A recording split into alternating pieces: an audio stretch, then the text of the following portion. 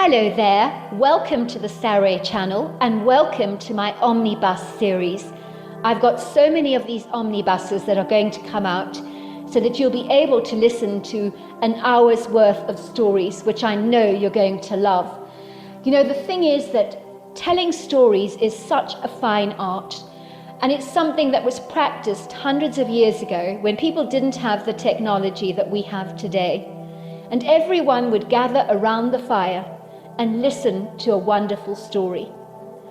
And also, what is so wonderful about a story is that personally, I think it is the best way to go to sleep. Every night when I go to bed, I always listen to stories. And that's something that parents used to do with their children. It's something that they still do with their children. There's nothing better than a good story. And so I hope you're going to enjoy this series. And before we start, I just want to say, do subscribe to my channel because you don't want to miss out on anything. Because I'm in for the long haul and I want to make sure that you get the most stunning stories to go to bed with at night or to listen to when you want to be one of those people sitting beside the fire and listening. Don't forget to subscribe to my channel and let's get started. I hope you're going to enjoy the omnibus. Dear Sarah and all your listeners, imagine for a moment waking up and not knowing who and where you are.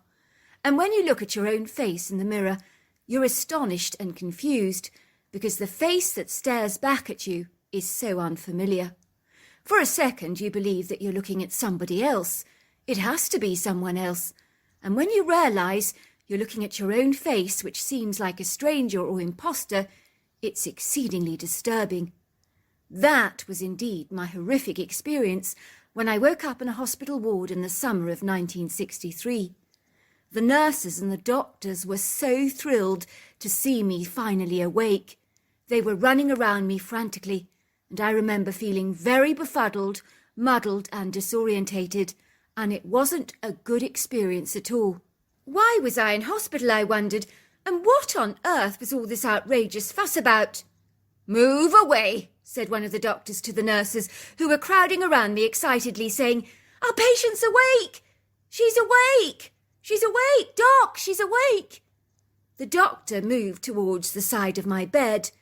"Don't overwhelm the poor girl," he exclaimed to the crowd of nurses that were gathering around me like a flock of honking geese. "You need to give her space, for goodness sake." "Hello, and how is my patient doing this morning? I must say you're looking a whole lot brighter than when I last saw you," he said, smiling at me with a broad beam on his face.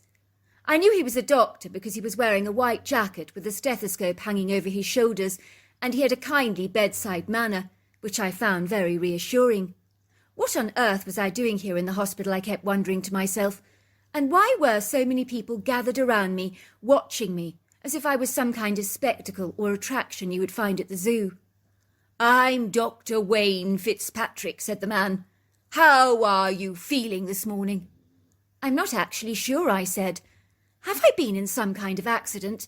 I have no memory of anything of what happened to me." "I was hoping that you would give me the answer to that," he said, looking at me with gentle blue eyes that displayed a genuine empathy and understanding. "Let's start with the easy stuff first, shall we? And then progress from there. I'm going to ask you some questions to establish what it is that you can remember." "What is your name?" the doctor asked. "Now that is a good start." "My name," I said, stammering and looking confused. I thought I had it on the tip of my tongue. I really did, Doc. I do think I remember my name. What is it? It begins with an... I think it's an S. But I can't be certain either. I can't relate... I don't know what's going on with me. I don't think I can remember it," I said with a mortified expression. "Why can I not remember my own name, Doc? This is absolutely ridiculous. What's going on?" "Do you know what year it is?" he asked me. I can't remember," I said, looking increasingly frustrated. Oh, this is crazy. I can't even remember who's the President of the United States. I don't understand, Doc. Calm down, said the doctor. You mustn't be so hard on yourself. You've only just woken up. Let me refresh your memory, shall I? It's June the 21st, 1963.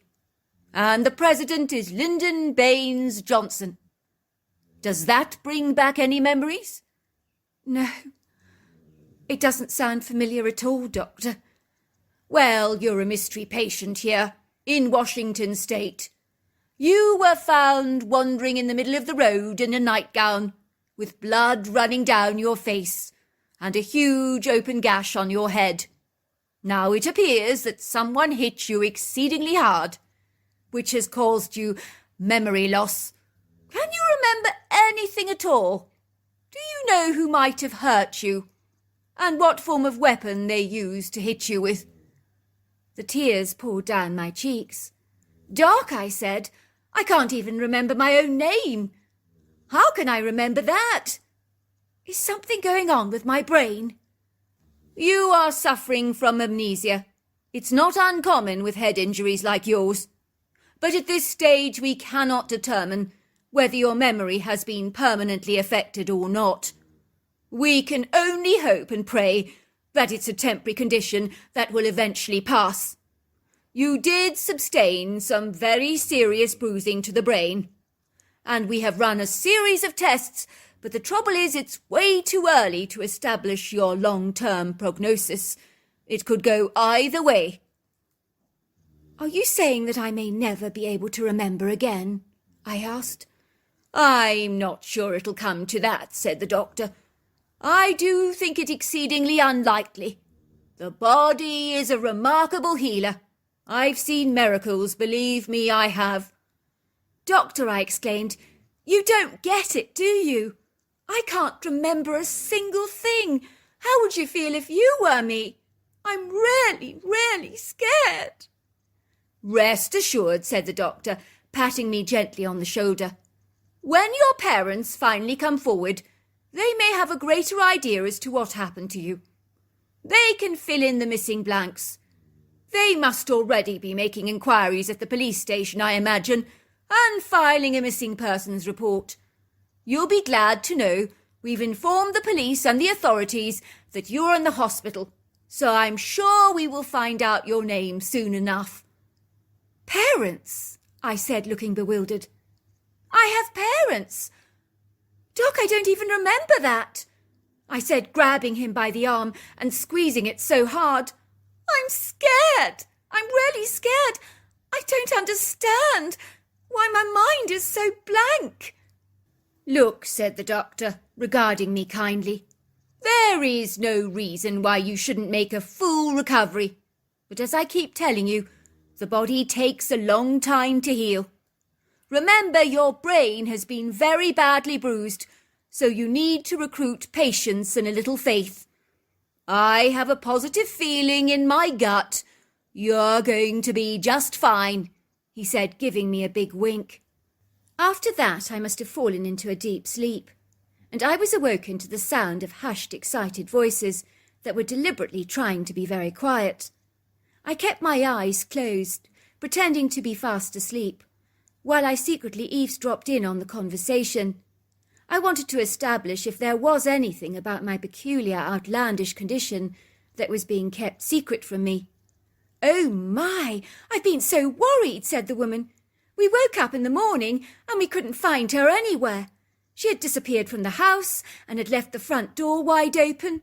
We were frantic and beside ourselves with worry. It was like she'd vanished into thin air. Are you sure that is her? Asked the doctor. That's my little Penelope, said the woman's voice. But she has looked better, she joked, trying to add some humour to the equation, to lighten the oppressive atmosphere my condition obviously provoked. Well, of course she has, said the doctor. Mrs. Price, I must ask you this. Is there anyone you know that has a vicious vendetta against your daughter? You mean someone who wishes to harm her? No, doctor, of course not. Penelope is only 15 years old. She hasn't got a single enemy in the entire world, and she's a kind, gentle soul whom everybody loves." "My wife is right," came the deep voice of a man that I assumed was my father. "No one would ever wish to harm our little girl." "Are you saying that someone deliberately beat her up?" he asked, sounding absolutely appalled. "Who would do such a vindictive, evil thing to a 15-year-old girl, of all things?" "I'm afraid someone has beaten her up," said the doctor. "Someone clearly intended to harm your daughter. It's quite frankly a miracle that she did not get killed. That was quite some lashing she took. She hasn't sustained any fractured bones, and that is a miracle, and we can be glad for small blessings, because she did take a very violent thrashing, and this accident was done with a brute force by someone with nefarious intent. When she regains her memory, the police will obviously want to be talking to her." I could hear my mother gasping. "I don't understand, Doctor," she cried. "None of this makes any sense. She is going to be all right, isn't she?" "I'm optimistic about her long-term prognosis, but as is the case with any trauma, she's going to need time. Time is what is always needed in conditions like this. I need to warn you," said the doctor. "When she wakes up, she will be unlikely to remember you, as she sustained a very nasty head injury and bruising to the brain. You need to be gentle, understanding and diplomatic with her, and help her to try and fill in the blanks of who she is. She is heavily sedated and has been given pain medications." So my name was Penelope. I didn't really like that very much. And those strange people talking to the doctors were my parents. I drifted off to sleep and awoke to find a strange woman sitting on the chair beside my bed. She was quite pretty, I thought. Blue eyes, fair skin, and long shoulder-length brown hair. She reminded me of someone. Oh, of course! The strange girl in the mirror that I'd recently established was myself. This must be my mother, for her resemblance to me was uncanny.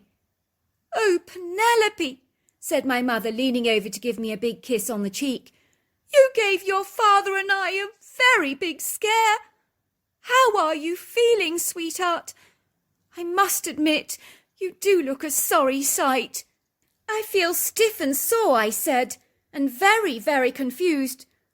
"Well, of course, that's to be expected, sweetheart," she said, caressing my hand gently. "But the doctor is very optimistic that you will make a full recovery." "You do know who I am?" she asked gently. "Of course, I won't be offended if you don't. I do understand the nature of your condition." "You're my mother," I said. "You look like the strange face in the mirror, which I discovered was me. That's how I know." My mother gave me a gentle squeeze. "You may have lost your memory," she teased, "but your humour is still very much intact. The good news is the doctor says you can come home soon. I can't wait to get you back safe and sound." "Home?" I said, looking blank. "Where is home? I have no memory of that." "You'll find out soon enough," said my mother, planting an affectionate kiss on my forehead. "One step at a time. I think that's the best course of action in the circumstances, don't you?" I still remember the day that I sat at the back of my father's black Buick Riviera, feeling like a fish out of water, completely out of my depth. I was returning home with two people who claimed to be my parents, but to me they felt like outsiders or foreigners. It was overwhelmingly daunting and dispiriting. It was almost like I was a tiny puppy being snatched away from the safe security of my mother, which in my case was the hospital and nurses, and brought home to an alien environment by two strange people who claimed to have my best interests at heart. But the unknowing of what the future held for me was the most terrifying thing of all. I did perceive that these two foreign people did love me, for it was clear to see the concerned devotion in their eyes, as their generous warm energy exuded a very genuine love, which was difficult for me to reciprocate to strangers. Let's face it, Love is generated from responses from emotional interactions and meaningful experiences with people. How could I feel this bond that a child feels between its parents when the connection had been snapped and severed, rather like the umbilical cord that joins the baby to the mother? I had no connection at all to my parents. The only way I can describe it is like a seed that is planted in the ground and is watered until it sprouts up and becomes a seedling, and with due care it eventually becomes a little tree, and its roots begin to establish themselves comfortably into the ground, gliding through the soil with a seamless ease, adjusting to the sunlight and the changing of the seasons, with Mother Earth solidified in the certain knowledge of who and what they are, and knowing that they're wanted and loved. If you have no memory of being nurtured or cared for, the nostalgic memories of your lifetime have seemingly been obliterated by an avalanche of hypothetical asteroids that expunge the area of your brain that harbours and stores your memories like a library of records that cannot be recovered nor reclaimed, as the computer system in your brain is either down or has malfunctioned and been deleted. I assure you, losing this valuable, imperative missing information is completely devastating, as it turns your world upside down on its head, and you have to learn all about yourself again and begin to create new memories. You have to rediscover what your interests, what your likes, dislikes and talents are all over again. And you have to develop relationships with people who have known you all your life as if this is the first time you've ever met them. And believe me, that is very difficult and exceedingly awkward and sometimes rather humiliating. So this was my home, I thought, glancing at the countryside with interest. None of it looked remotely familiar, which was very discomposing. Everything was so brand new to me. It was like I was visiting this place for the very first time in my life. "Look on it as an adventure, sweetheart," my mother had said, trying to be positive. "It'll be like rediscovering everything all over again. What's wrong with that?" My father had looked at me awkwardly. "Your mother's right, dear. Don't put too much pressure on yourself. Just live in the moment and concentrate on every day rather than worrying about what you cannot remember." "Have you been lost before?" I asked my mother. "Oh, yes, sweetheart. Once in Rome when your father and I were on our honeymoon. We became completely lost. We had no idea where we were. We tried to ask people for directions, but no one spoke a word of English. Well, at least they claimed they didn't. I was terrified that we would never find our way back to the hotel, as we had even forgotten the name of that. I don't think I've ever been more afraid in my life. Do you remember, Albert?" "Oh, yes, I remember," laughed my father. "We were in a very strange place where they spoke a different language, and we didn't have the faintest clue where we were.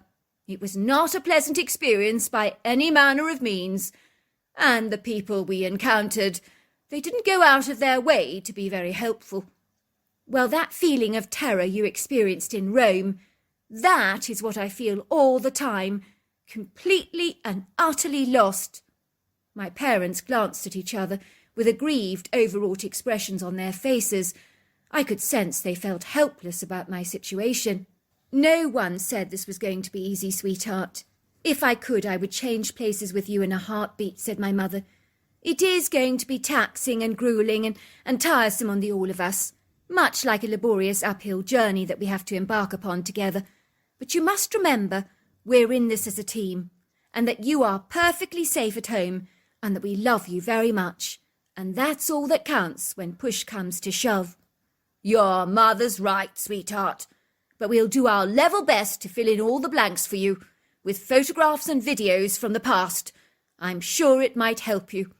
I said nothing, but stared vacantly out of the window, as we proceeded to drive down the long gravel driveway, towards our large, very attractive symmetrical farmhouse, with whitewashed walls and an unusual English-style thatched roof, and large sash windows, surrounded by a backdrop of panoramic mountainous views, a sparkling silvery lake, some pretty flowery meadows, and on the right-hand side of the valley, a ubiquitous area of wood green. If I was not so caught up in all my personal issues, I would have been beguiled and bedazzled by this wondrous scenery.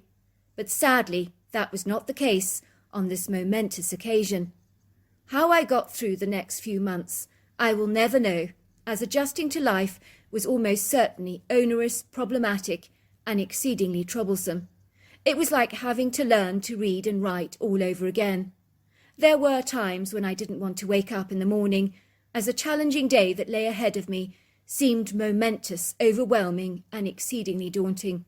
I would sometimes pray to God to take me away from this very strange place, because I could not bear the loneliness, solitude, and isolation I felt personally, trying to find out who exactly I was. There was a horse in my life that my parents claimed belonged to me. I had no recollection of her. And I'm not kidding, this tender-hearted, instinctual and beloved horse delivered me through some of the most trying, tumultuous, turbulent challenges of my life.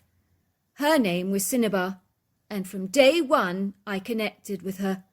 As outlandish as this sounds, I absolutely know that Cinnabar could sense that my energy was out of alignment, because she would sniff me and run her dished head with its concave profile and muzzle down my energy meridians, as if in some way she was trying to fix the distortions. After spending time with her, I always felt much more balanced and uplifted, almost as if a heavy, oppressive cloud had been lifted off me, and finally I could see a glimmer of a rainbow on the horizon, an invisible promise of a brighter and happier future. One day, as I was in Cinnabar's stable grooming her coat and talking gently to her, she trotted over to her leather saddle and started lifting it up with her muzzle and whinnying.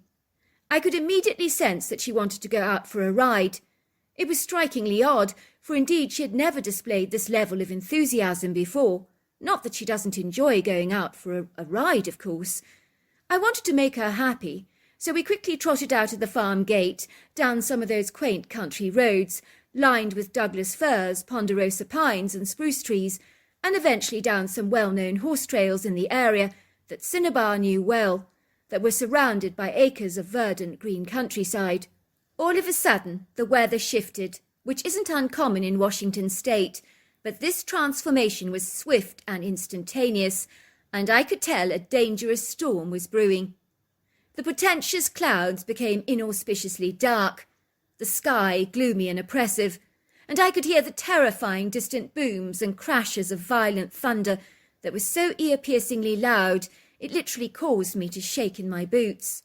I was nervous, frightened and fretful, while Cinnabar remained calm and unfazed, but she did sense my angst. Yet despite this, she was in no apparent hurry to get back to the house, which in itself was peculiarly odd, because she wasn't the bravest of horses.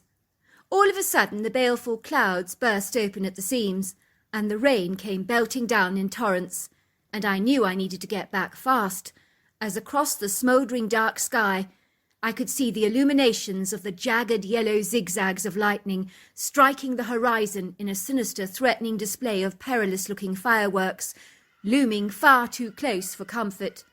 There was no doubt that this was one hell of an inhospitable electric storm. In a trice my fear escalated, and I began to breathe heavily, while my heart was booming violently in my chest, and I could feel the vibrations. I was terrified, and my wet clothes were clinging to my body like rags. Cinnabar trotted through the bellicose storm, unperturbed by its imposing pugnacious dangers, while I kept begging her to go faster. "Faster, Cinnabar! Faster, please!" But she maintained her cool with a very steady dignity. By this stage my clothes were completely saturated, and I was shivering from the cold, while my adrenaline was coursing through my veins in a flight and fight response.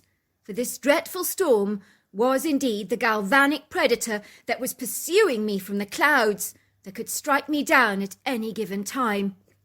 All of a sudden my pronounced heightened stressful experience that I was currently engaged in seemed to be a catalyst that invoked a strange set of psychological reactions in my body, like electric shock therapy.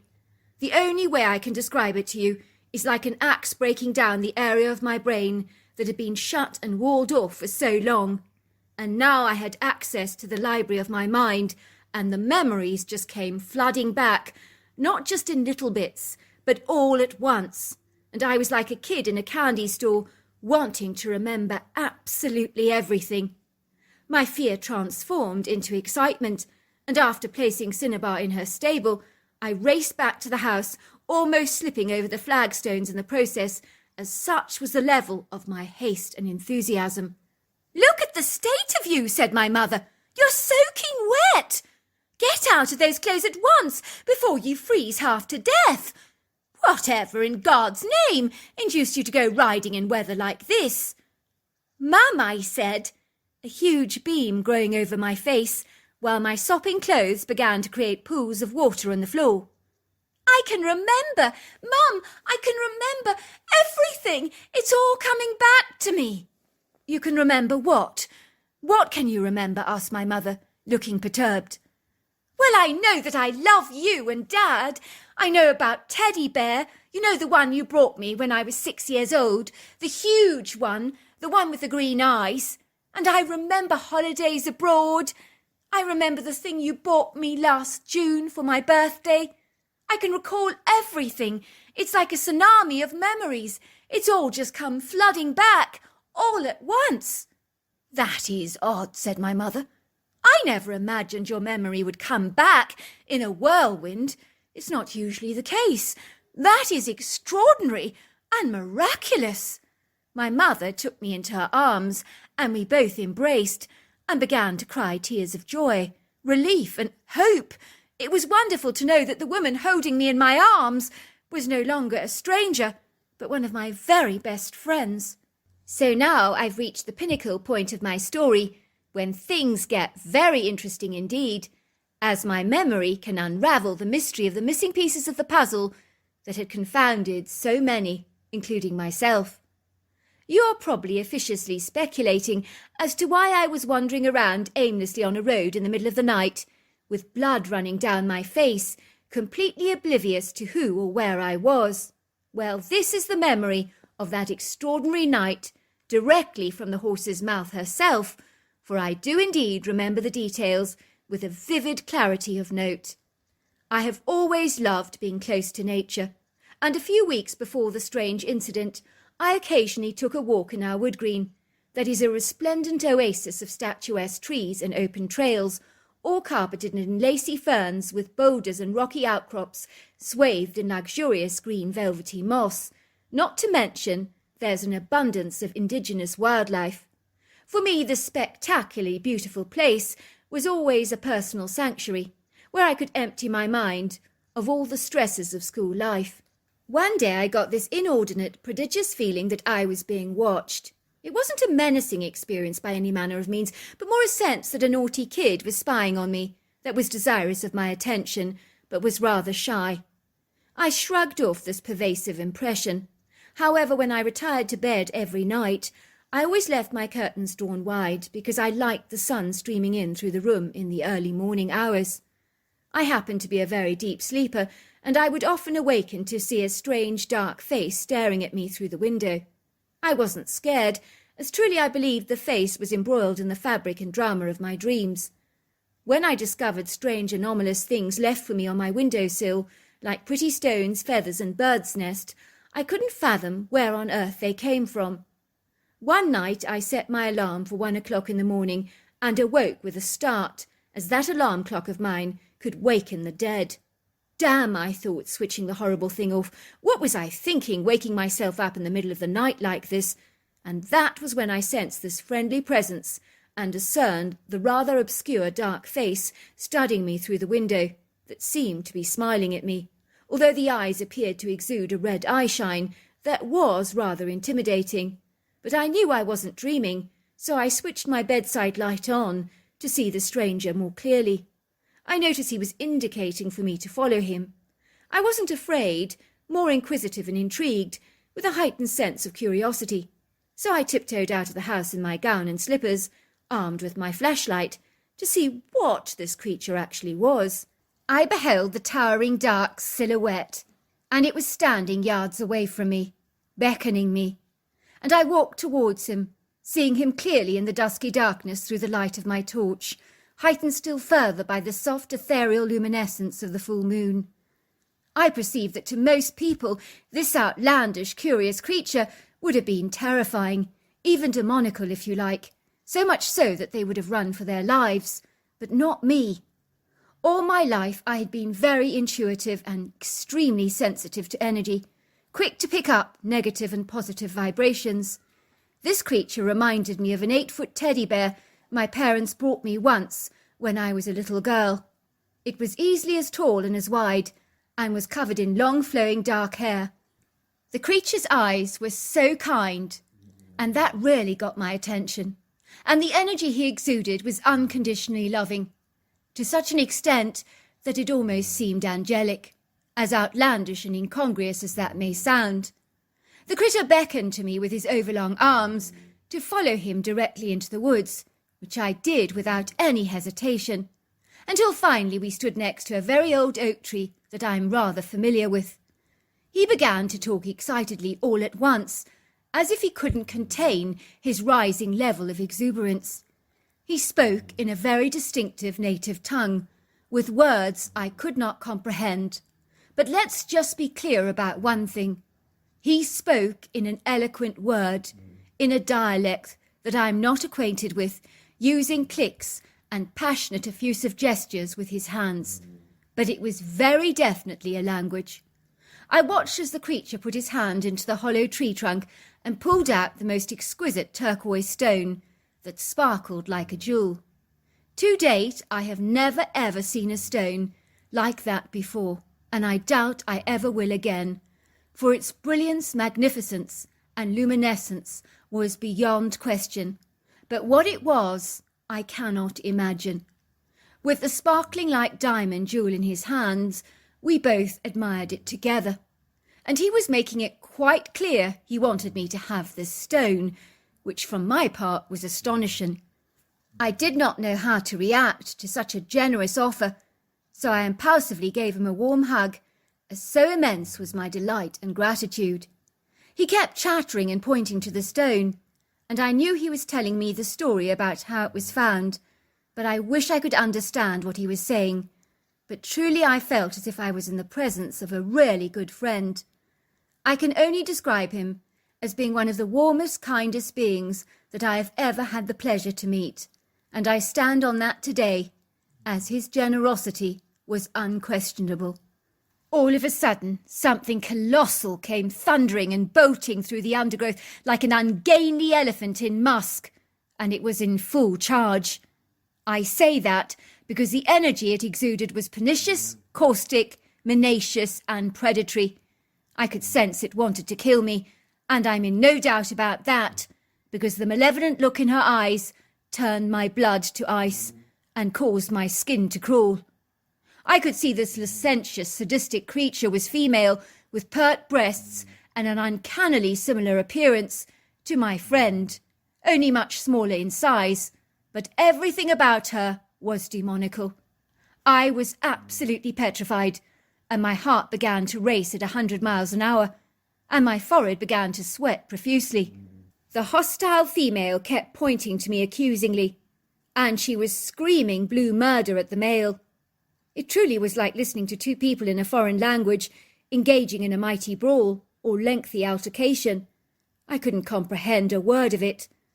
The next thing I knew was that she began to attack me with her overlong arms, hitting me violently so hard across the head, thrashing me within an inch of my life that I felt like I'd been thumped by a cricket bat. Everything became blurry, hazy and fuzzy, and I almost passed out. That was how disorientated I became.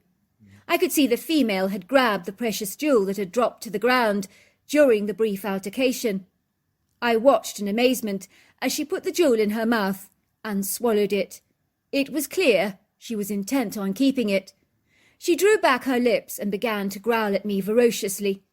The commotion she made was unlike anything I've ever heard before.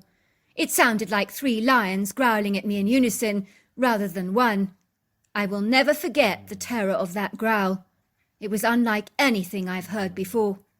The female creature grabbed me by the arm, and then the strappy, burly male put his overlong muscular arms on her forcefully, thrusting her to the ground with one nimble move. He pinned her down so hard under his gargantuan form and indicated for me to leave the forest at once with his hands. The stroppy female was trying to bite him and was using her legs to kick back at him, but he was unfazed by her futile attempts to escape from his clutches. Of course, I didn't waste any time, but because I was so delirious and confused and disorientated, I just ran and ran, clueless as to where I was actually going. My mind seemed incompetent of making any decisions, and there were times I had no memory. Everything seemed to become vague, ambiguous, nebulous, and undetermined. I slipped into moments of consciousness and unconsciousness. Looking back, I must have just kept running and running, and by the time I reached the road, I was like a walking zombie, as the traumatic effects of my brain injury were beginning to manifest, and I couldn't remember who I was or even where I was. So now you know the story of how I managed to encounter the quirky creature that I now know all these years later is called Bigfoot. The extraordinary thing to this saga is that I never saw the Bigfoots ever again, nor did I feel their presence in the woods since the fatal incident. Whether the creatures were passing through our area, I do not know, but I will never forget the gentle male Bigfoot I encountered, who may have just had a crush on me, for he was a very special soul indeed. Perhaps he chose to avoid me for fear of the female's impending threat upon my safety. As for my horse Cinnabar, despite her own fearful reservations, I think she took me out in the storm selflessly. She discerned that I needed to be shaken out of my amnesia by feeling real fear. And it worked, and for that I'm ever grateful. All this happened a long time ago, and much has changed since then, with the passing of time. But the memories of this catastrophic experience in my life will never be vanquished from my mind. I believe losing my memory is one of the worst things that can happen to a person. So there you are. That's my story. Dear Sarah, and all your lovely listeners, my name is Wilson, and I'm from Calgary in Canada, and have lived here all my life. My wife and I happen to own a very successful, thriving restaurant in the local town. But the trouble is, when you do run a booming business, it's all hands on deck all the time, as anyone who's worked in the restaurant industry will be able to enlighten you with. I tend to manage all the affairs of my restaurant by visiting the best local suppliers and supervising the behind-the-scenes staff, including our incredible chef Pierre, who has worked in Paris, Milan and Bombay. And so he knows a thing or two about cooking and creates signature dishes using his Eastern influences with a touch of savoir-faire that has earned him an illustrious reputation. He also enjoys sourcing local ingredients, as the quality of your produce really affects the flavour and taste of your food, so we acquire all our vegetables, dairy and meat from local farmers. I met my wife Janine in a bookshop of all things, in the recipe section, would you believe, where we found ourselves in a heated debate over the best meatloaf recipe, and I told her that I made the best, and she needed to sample it. So I invited her over for dinner to try it out, and of course the rest is history, although I do have to concede that her grandmother's recipe for meatloaf far exceeds mine. Janine works in the front line, supervising the waiters and organising the waitresses and greeting customers and leading them all to their tables, and she has such a warm, convivial personality, so much so that people are always drawn to her. It was after we got married we decided we deserved a break, even if it only meant spending a couple of days escaping to the mountains. I did feel really rather bad that I couldn't whisk Janine off to Paris for a weekend's romantic honeymoon, which had been my intention all along, but we couldn't spare the time. One of my customers, a delightful woman called Sheila Blades, who eats regularly at our restaurant, literally begged us to use her tiny holiday cabin in Banff that was lying completely empty. "Please," she begged, "you'll be doing me a great big favour. It's about an hour and a half's drive from here, so you'll get there pretty quickly. I have a nimble old man in his 80s called Solly managing the place and living in a wooden hut in the woods there. I'd just like someone to man the fort and keep everything clean when I'm not around. And Solly does it all. He's fastidious and hard-working, despite his advancing years, and loves nothing better than being close to nature. It's a very picturesque part of the world, and I hate to think of it just lying there empty for months on end. My husband and I used to visit it frequently in the summer for fishing weekends, but after he hurt his knee, he's found it difficult to stand for long periods of time.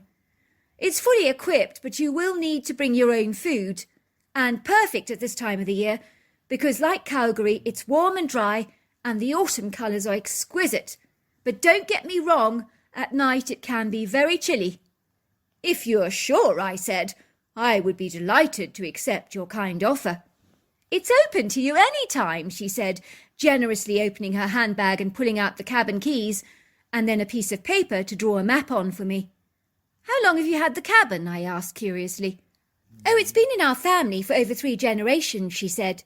It's very rustic, comfortable and tiny, but it's been used by my family for hunting, fishing and camping trips. I did have it kitted out by an interior designer once to maximise the space and to make it more efficient, but it's cosy and intimate and perfect for a newly married couple like yourselves looking for a romantic escape. You're going at the best time of the year, when most of the tourists have left Banff, and that's a good thing. And so it was that my wife and I made our way to Banff, and for anyone who's familiar with that part of the world, it's renowned for its spectacular scenic vistas, from prominent glaciers, mountains, coniferous forests, exquisite lakes, flowery prairies, and so much more. It was in October of 2006 when we visited Banff, and I was determined to make these 3 days spectacular for my wife. So on our way to the cabin, which was a very short drive indeed, we stopped in the exquisite town of Banff, which is situated high up in the Rocky Mountains and really rather reminds me of Switzerland due to its prairie-like architecture, well, in many of the buildings, along with a Tudor rustic influence. And wood and stone have often been used creatively with ingenious skill to convey structural impression. It gives the town a magical fairy tale-like ambience.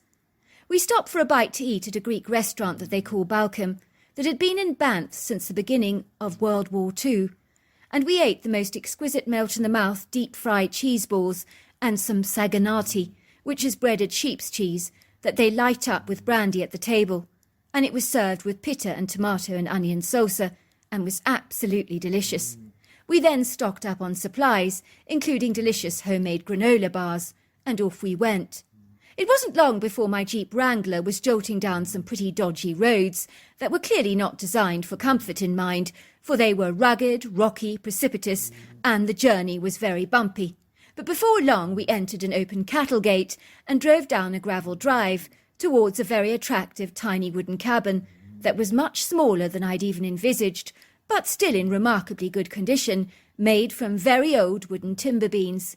It overlooked the prettiest creek that was set against these imposing statuesque mountains, and on the left and right-hand side of the cabin were ubiquitous trees full of Engelmann pines, Salfine firs and spruce trees that stretched back into a vast sylvan. The inside of the cabin was very small, but somehow it worked, as the decor had definitely been designed with open-plan living in mind, where the little kitchen folded into the living area and then into the bedroom, with the pièce de résistance being an open-plan fireplace. "It's utterly delightful," said my wife. "But why so dusty and unkept? I don't understand it. I thought you said Mrs. Blades said an old man keeps the place in fastidious condition. But look, there's dust absolutely everywhere. Dead insects and cobwebs, and even some rat droppings. But it's not something I can't fix," she said, looking inside the kitchen cabinet to retrieve a duster. "It is odd," I admitted. "Mrs. Blades assured me that the old man looked after the place for her." "Perhaps he only bothers to clean when he knows that she's coming, Mrs. Blades, I mean. We've had staff working for us like that. They only work when they're being watched, to put on a good front. But the second that your back is turned, you'll catch them smoking in the corridors. And there are people out there waiting for orders. It drives me completely insane." "Good point," I said. "Poor work ethics, that's what they call it." While my wife unpacked the Jeep and ran a duster over the place, I prepared a fire, and before long our cosy little cabin was lovely and warm, with a welcome fire crackling away merrily in the grate. After my wife had cleaned up the place, the transformation was literally miraculous, as the cabin magically became a snug, welcoming den. My wife was rinsing some dusty wine glasses in the sink when, glancing through the window, she saw an elderly-looking woman walking towards our cabin. "Look, there's a woman coming over to the cabin," she told me. I promptly went outside to meet our mystery guest and invited her inside.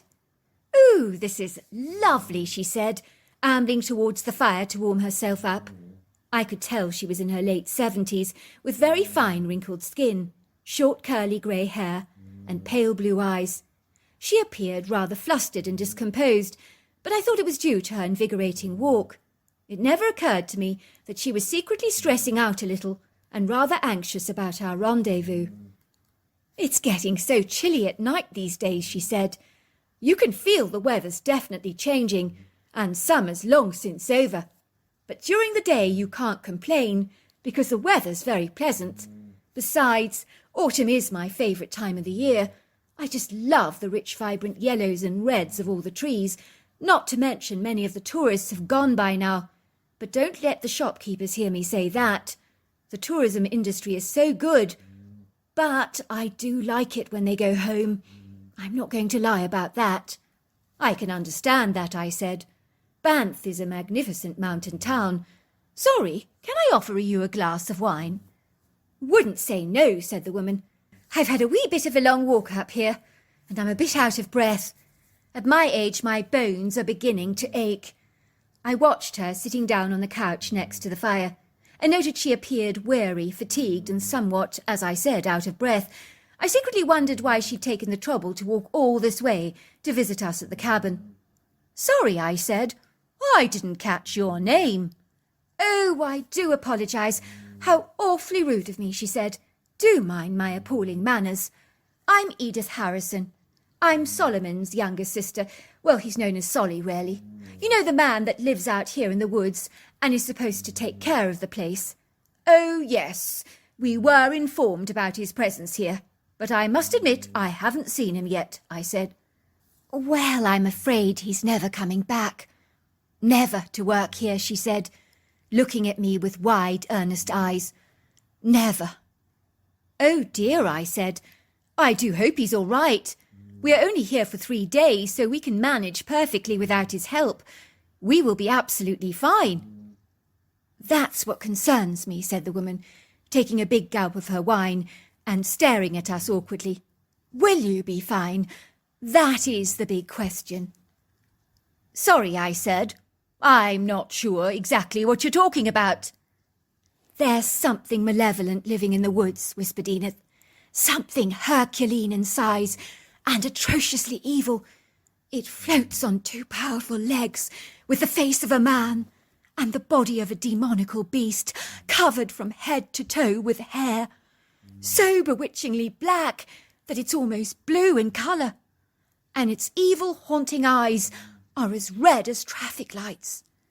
At that astounding, bizarre revelation, I almost choked on my wine, and in unison my wife and I looked at each other and said, "What?"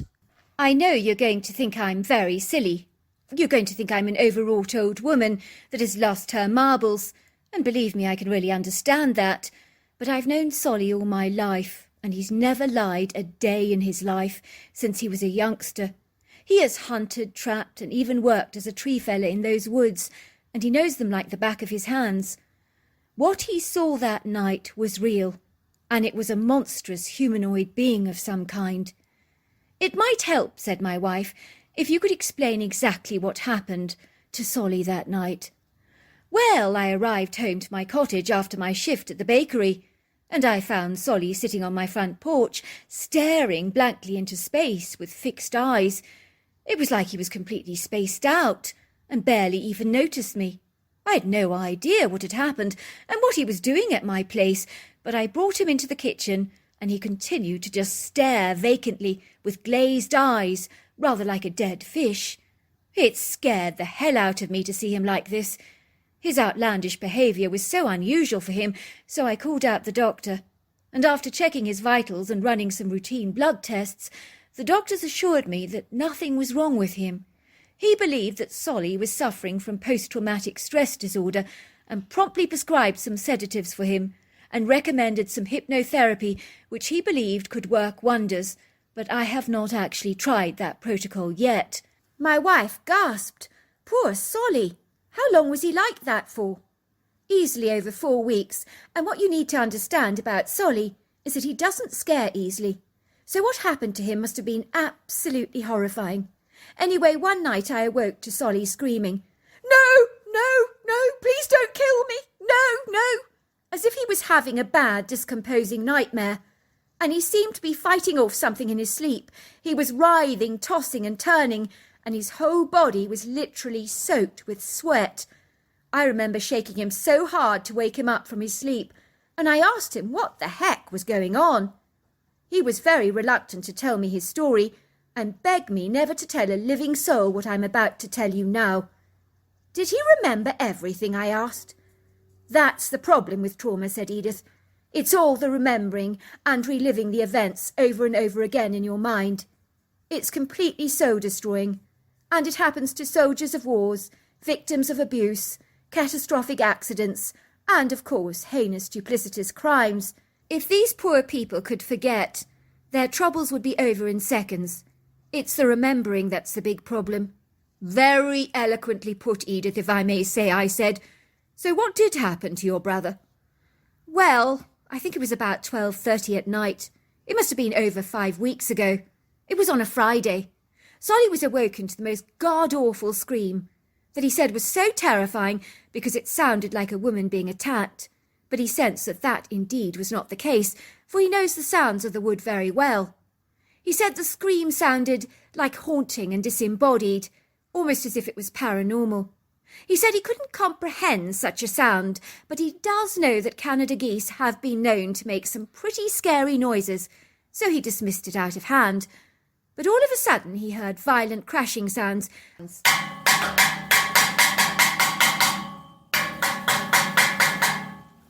and realised that something was thumping his cabin, and he was absolutely terrified. Because whatever this thing was, it was clearly outside of his door, and began to grunt and breathe very heavily. He could feel this overwhelming sense that whatever was out there was predatory and colossal. He said although he could not see this thing, he could feel its presence and could taste, feel and smell danger. Finally everything calmed down, and so Solly stealthily opened the door with his rifle in his hands and peered out cautiously. He said it was really odd because something felt very off. He told me the woods were eerily quiet, unusually so, and the chirps of the crickets and croaks of the frogs had all but dissipated. He had never known that to happen before. That was when Bert saw something so preposterous and bizarre it turned his blood ice cold. All his yard tools, which he kept outside in the old chicken coop, were lying on the ground in a very Pacific star-like pattern, almost like a sinister-looking crop circle, if you like. And some of his hefty metal tools had been bent deliberately backwards and curled in order to create the design, which he was certain conveyed some kind of hidden message. For a second his angst was suppressed with thoughts of, who the heck did this? As it would take great strength to bend back a yard spade. Nobody human could do that. So he put down his rifle and went to investigate the strange enigmatic situation. And that was when he saw the beast, who was standing in the tree line, just watching him. At first he thought he was staring at a demon, but the creature bounded towards him a little like a dog, but his movements were much more fluid and graceful, and Solly said he almost moved like he was skating on ice. The critter then stopped, standing only yards away from him, and it curled back its lips, displaying its teeth, and began to growl viciously, like a lion. And the sound literally reverberated through his chest, causing his heart to pound violently in his chest, so much so that he could feel its vibration. He also describes a bitter, nauseous taste rising up in the back of his throat that he has never ever experienced before, but actually believes it's the taste of danger. He said he wanted to run away, but he couldn't, and he knew if he used his rifle on this creature, he would almost certainly be dead, as he wouldn't stand a chance in tackling it, who in his opinion was so strapping and well built he almost looked like he was made of iron, and it would also take a very high caliber rifle to bring him down. He tried to think quickly, but his rational mind and thoughts seemed clouded by fog, and despite his very best efforts, He was unable to move a muscle. He describes this as the most terrifying moment of his life. He felt as if he was staring death in the face, like being in front of a firing squad, with every passing second coming closer to his imminent demise. But everything transpired so fast, and yet the experience for him lasted a lifetime. The livid creature lunged towards him and appeared to be enraged, incensed and angry. Solly sensed it was being very territorial and just simply didn't want him around. All of a sudden, Solly felt the creature's hands on his hips, and the next thing he knew was that he was thrown over the creature's shoulders like a large sack of oranges. Solly said he could hear the creature's breathing and smell its sweat as it glided with him still on his back, over rugged terrain, across a valley and through the woods. And believe me, he did try to escape, but the powerful hand that held him down was firm and hard, like the weight of a heavy tire upon him. He was filled with an overwhelming sense of impending doom that assaulted his senses, and he knew he had to think fast on his feet, or he could potentially end up dead. "Oh, my word," I gasped. "That is dreadful." That is exactly what Solly said. He said a still voice in his mind told him to just whistle a tune, and so that is what he did. "You mean the creature was running with Solly while he was whistling a tune?" "That's exactly right." The moment he started whistling the Guns N' Roses tune, the creature immediately put him down on the ground. Solly described the creature's demeanour as changing so dramatically, like that from a dark thundercloud to a bright, shining rainbow. He was astonished. The explosive, volatile expression on the creature just softened, and he sensed a very excitable energy. The critter indicated for him to whistle that tune again and again, and he listened intently and became very pleased, rather like a child at Christmas that's received a present he's always longed for and wanted.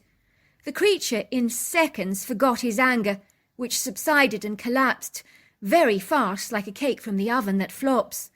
It began imitating the tune, and he was a quick and fast learner. Solly said the critter copied that whistle perfectly, with a photographic memory that was mind-blowing. He'd never seen anything like it before. It was like he learnt the Guns N' Roses tune in seconds, which is impossible, but I promise you it happened, and Solly said the creature was so thrilled that he left him there and glided away, whistling the new song happily to himself. Solly believed the Guns N' Roses tune literally saved his life. "Wow! That is the most incredible story I've ever heard," I said. "I'm so glad that Solly is alive." After having met Edith, I can honestly say that my wife and I were feeling very unsettled. Well, in honest truth, it really was me, I suppose. I was wondering if we should pack everything up and book a hotel in Banff, but my wife persuaded me otherwise. She said that if we encountered the creature, we could subdue him with our whistling, which was her way of lightening the mood, as she has a good sense of humour and never allows herself to get stressed. She's a very grounded person, unlike me. "I'm worried about Edith's story," I said. "I would feel a lot better if we packed up and left. We could book a lovely hotel in Banff." "Don't be ridiculous," Janine laughed. "I'm sure that Solly had a chance encounter with the strange creature, and I'm willing to bet he's long since gone." "But Solly could have been killed," I protested, "and we have no weapons of defence with us. I didn't bring my rifle with me. It never occurred to me to do so." "I told you," laughed Janine, "we can whistle. Anyway," she said, "if you want my honest opinion, I'm not certain the creature was actually planning to kill Solly. I don't feel that in my gut somehow. I believe that was his perception." "Are you for real, Janine?" I piped. "Why was the creature carrying Solly on his back then?" "Well, think about it like this. If he'd really wanted Solly dead, he would have killed him and thrown him on his back. A cargo is a hell of a lot easier to manage if it's not kicking and screaming and trying to get away," she suggested. And so it was with a heavy heart and a great deal of reluctance I decided to stay at the cabin. And before long, Janine and I were tucking into delicious bowls of spaghetti carbonara, served with a large crisp salad, washed back with glasses of white wine, and we were beginning to laugh and joke, and I forgot my grievous concerns. After dinner, with a full stomach, I became sluggish and tired, and we both returned to bed, and thoughts of the strange critter that Solly had encountered was long since behind us. The following morning we set out for a long hike, and it was an exquisitely beautiful day. Looking back, I probably did see some anomalous things that I didn't pay much attention to, like tree breaks throughout the woods, but I didn't understand what those were at the time. On our way back from our hike, we discovered Solomon's cabin, which was so small it rarely consisted of a single room, and to our amazement it was covered with branches that had been layered on top of each other and covered in soft moss, as if something very big and sizable had been using this place as a nest, and that was rather discomposing. To add credence to Solomon's story, I discovered some buckled yard tools lying precariously under bushes and scattered everywhere around the wood green. I was astonished, because when I lifted up the large yard fork, every single one of those prongs was bent backwards, including the handle itself, and such a manoeuvre would take a masterful level of strength. All of a sudden we could hear a very heavy footfall, and we knew someone was coming our way, but who we couldn't imagine. And whoever they were, they had to be very hefty, because you could hear the ground thumping under their feet, and they were coming towards Solly's old cabin. But this thing was whistling the Gun and Roses tune, and it took huge strides that we barely had time to react. And that was when we saw him. Nothing prepared me for what I was seeing. Nothing at all. Truly, there are no words. This monstrous, giant, dark, hairy humanoid towered at about 9 foot tall. It was built like a solid army tank, robust, lanky, sinewy, and muscular. It looked to be half man and half beast, with a pyramid-shaped head that seamlessly folded into the shoulders, and the creature had the face and hands, and of course the feet of a man. It stopped dead in its tracks, looking surprised and bewildered to see us, as if we were the last thing he'd expected to see. He was carrying a dead deer over his shoulders, and immediately stopped whistling the moment he saw us. In that second I discerned that I was in the presence of an apex predator. There was no doubt about that in my mind. I could feel my heart thumping in my chest, and felt very apprehensive, as I knew this intimidating creature was the one that Solly had encountered. My wife immediately began whistling the Guns and Roses tune, and the critter became very animated and delighted, and began to whistle the tune back to my wife, and she began to clap in time to the tune, and the creature looked absolutely thrilled. I was amazed that this creature had learnt the tune off by heart without even knowing the Guns and Roses song. Then my wife began to whistle another song, My Heart Will Go On, from Titanic, and it wasn't long before the creature caught on and was copying the tune exactly, and once again it took him only seconds to learn it. I was gobsmacked. How is that even possible? I stared at my wife in amazement, as though looking at her for the very first time in my life, because her energy was incredibly calm and centred. She was friendly and warm towards the creature, while I initially wanted to scream and run for my life. Janine's energy literally relaxed me. The creature's reaction towards us was convivial and friendly, and in no way aggressive. It was clear he was certainly not going to attack us. We then waved to him and just walked away, while he stood there watching us with an awestruck expression on his face, while he continued to whistle the new tune to himself. "How the heck did you do that?" I asked Janine, looking at her in astonishment. "You're incredible." "Just because the creature looks dangerous and menacing," she said, "it doesn't mean he hasn't got a heart in there. It's about tapping into the heart. That's what you need to do in a dangerous situation. Do you know, I once heard of a man breaking into someone's house and assaulting a woman. And the woman said to him, 'What would your mother think about what you're doing to me?' The man immediately stopped the assault and left at once, as thoughts of his mother tapped into that heart centre. "I don't care what you say, Janine, but we're not staying here another day. We're going to a hotel in Banff, and now." "If you say so," said Janine, smiling. And so that is what we did, and we did have a wonderful time. It truly was amazing how different Janine's reaction was to the creature, as opposed to mine. I saw danger, threat, death. She saw beauty, magnificence, wonder. It seemed that Janine's sister Julia knew the creature we saw was called a Bigfoot, and the two of them became obsessed over the subject. Of course, I did not tell Mrs. Sheila Blades about what I'd encountered at her cabin, as I didn't feel it was my place to do so. "Can you believe it?" she told me. "Solly has really let me down. He doesn't want to look after my place any more. He says his arthritis is getting really bad these days, so I've had to find someone else to man the fort. It's a dreadful pity." I gather that Mrs. Blades has been back to her cabin a few times in the summer, but clearly she's had no interactions with that strange creature, because believe me, I would know about it if she had. As Mrs. Blades, one thing about her is she loves to talk and talk. So there you are. That's my story. Dear Sarah and all your lovely listeners, it was a spring day in 1962 when our family moved into a rather picturesque log cabin on a sizable cotton farm where my dad was hired as farm manager by the landowner there, Mr. Lawrence Fairweather, in the North Carolina countryside.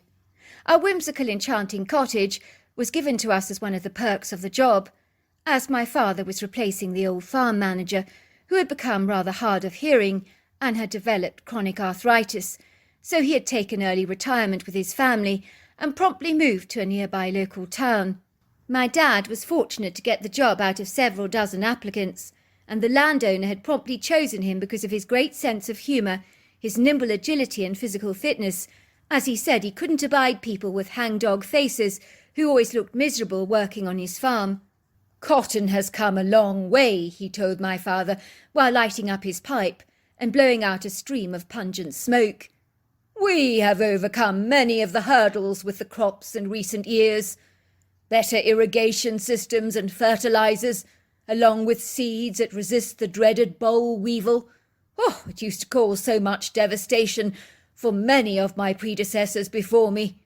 However, cotton farming still requires hard-working people, with grit, character, and a positive attitude, and over the years I've employed some less than desirable, rather surly-looking characters that I'd sooner rather not remember.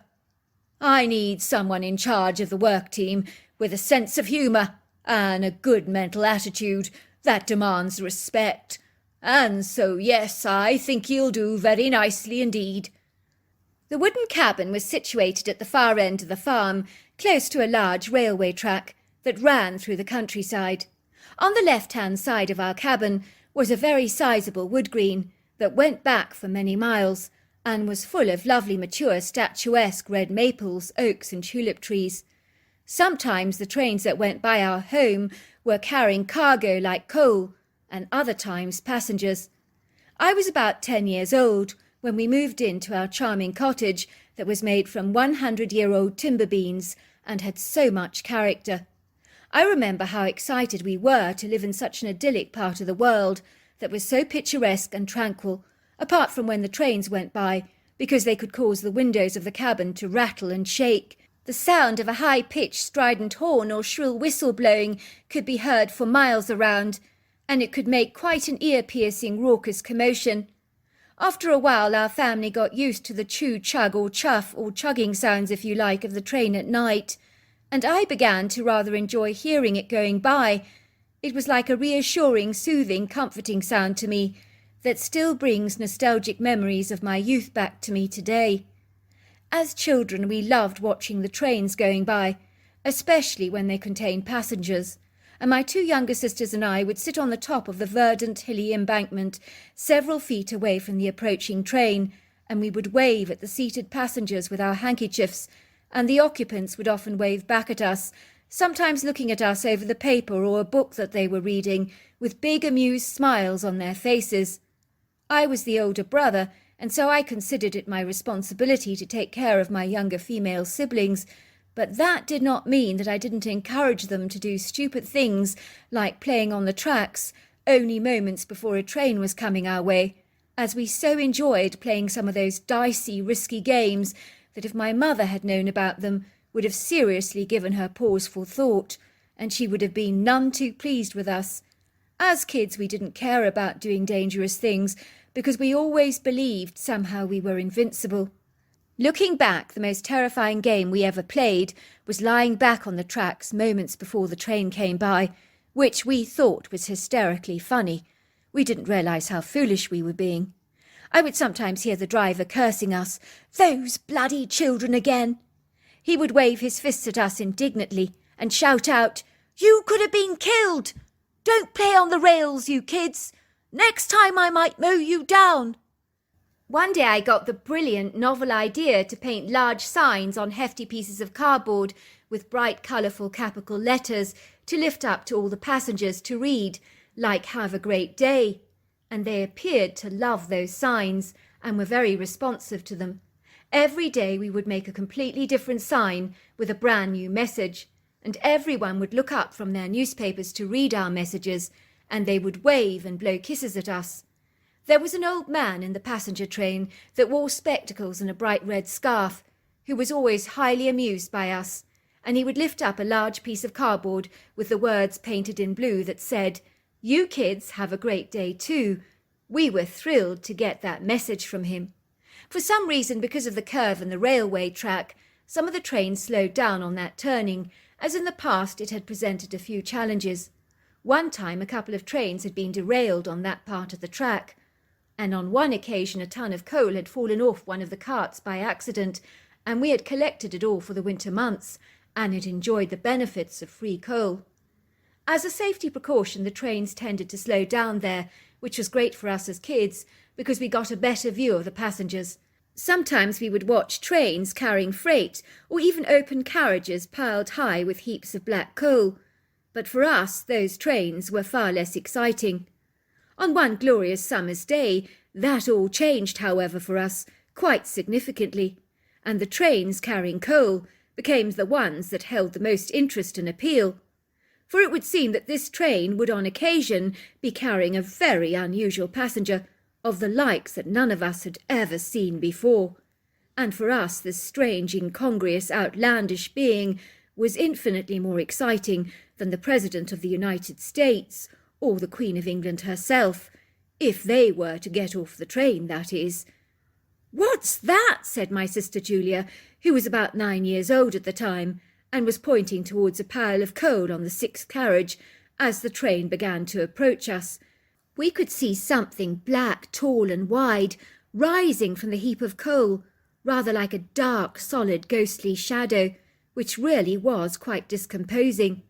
We watched it jumping off the carriage, landing on his feet, on the ground, with the agility of a domestic cat, and then gliding steadily up the hilly embankment, only yards away from where we were sitting.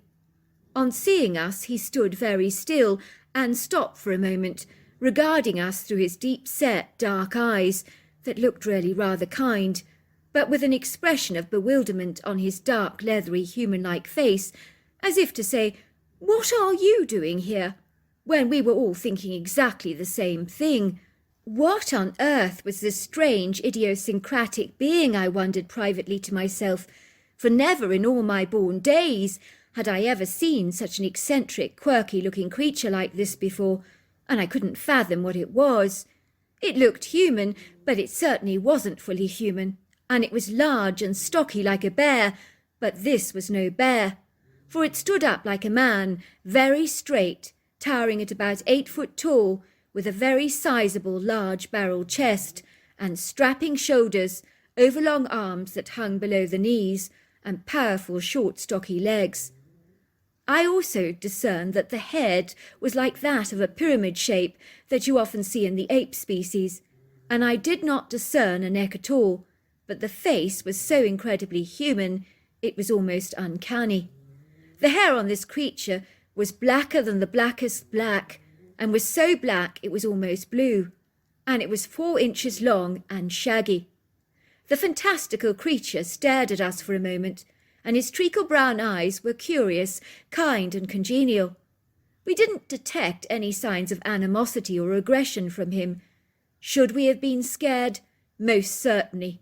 On reflection, I think our fear was completely bypassed and suppressed by shock and astonishment, so much so that we didn't even know how to react, as what we were seeing with our eyes was so incongruent, paradoxical, and out of alignment with our reality.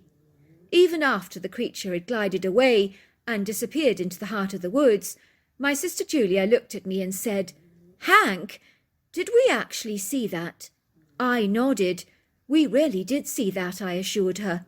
My 6-year-old sister Natalia jumped up and down with excitement. "We saw a coal man," she said. "We saw a coal man." Over dinner that evening, Julia and I were bursting to tell our parents what we had seen earlier on in the day. My mother was plating up beef stew when I piped excitedly, "You'll never believe what we saw today, Mum." "What did you see, Hank?" asked my mother, smiling at my bodacious enthusiasm, while she continued to plate me up a large portion of stew. "We saw a giant ape-like man," said Julia, eagerly interrupting me. "He was covered in hair." "Oh," said my mother, "well, maybe he was a man wearing a fur coat. We don't get apes in America, sweetheart. You must have been mistaken about what you saw." I could see that my mother was humouring us, and it absolutely infuriated me. Why did she not take anything we ever said seriously? Why were adults so cynical of kids and so dismissive about anything we told them? "We're not making it up, Mummy," I said. "We saw a big human creature covered in thick hair that was blacker than black. He took a lift on the coal cart, and we saw him jump off the cart on the train and venture into the woods." "Well, no wonder he was black," laughed my mother.